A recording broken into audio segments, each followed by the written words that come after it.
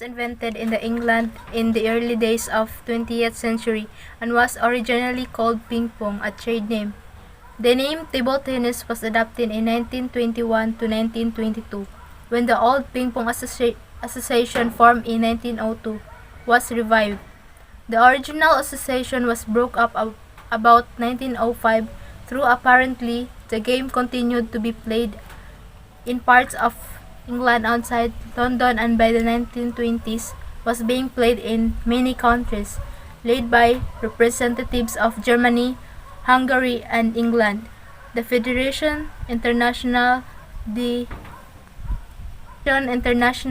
Tennis de Table International Table Tennis Federation was founded in 1926, the founding members being England, Sweden, Hungary, India, Denmark, Germany, Austria, and Wales. By the mid-19 more than 165 by the mid-1990s, more than 165 national associations were members. The first World Championship were held in London in 1926, and from then until 1932. The game was dominated by players from Central Europe, the men's team event being won 9 times by Hungary and twice by Czechoslovakia.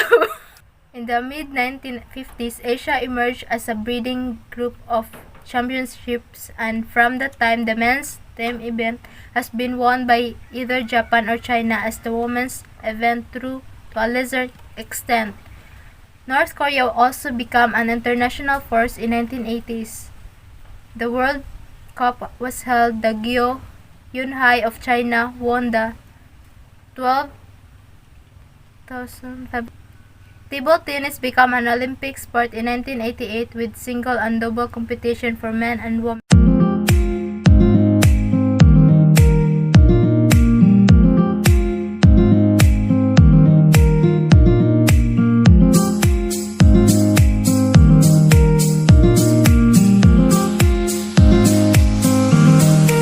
Equipment is relatively simple and inexpensive.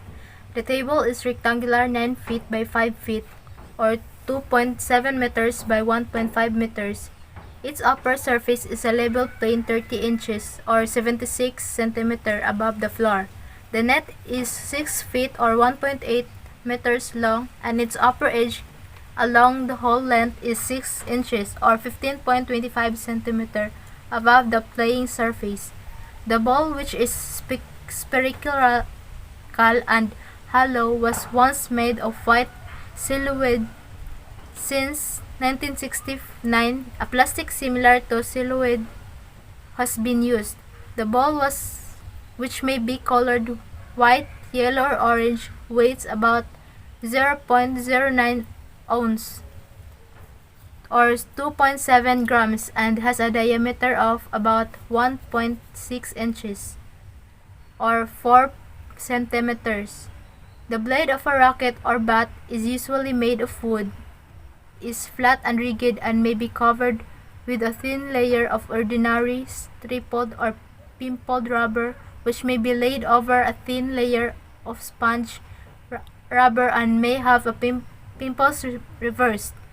Whatever combination is used, each of the two sides of a paddle must be different in color. The racket may be any size, weight, or shape.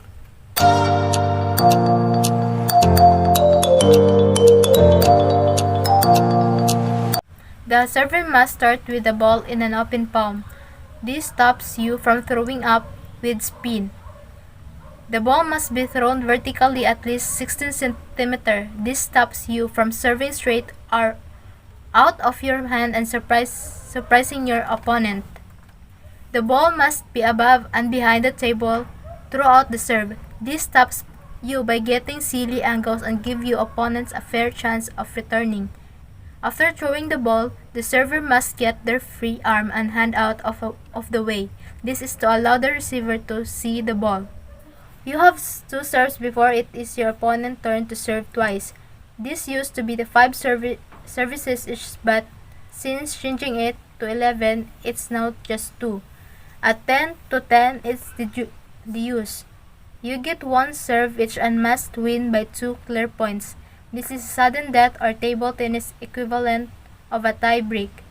If you are playing at a best of 3 to 5 or 7, as opposed to or 1 set, you have to change ends after each game. This makes sure both players experience conditions on both sides of the table. You also change ends when the first player reaches 5 points in the final game of a match. If the service is missed, if the service is not returned, a shot goes into the net, a shot goes off the table without touching the court, and a player moves the table, touches the net, or touches the table with their free hand during the play.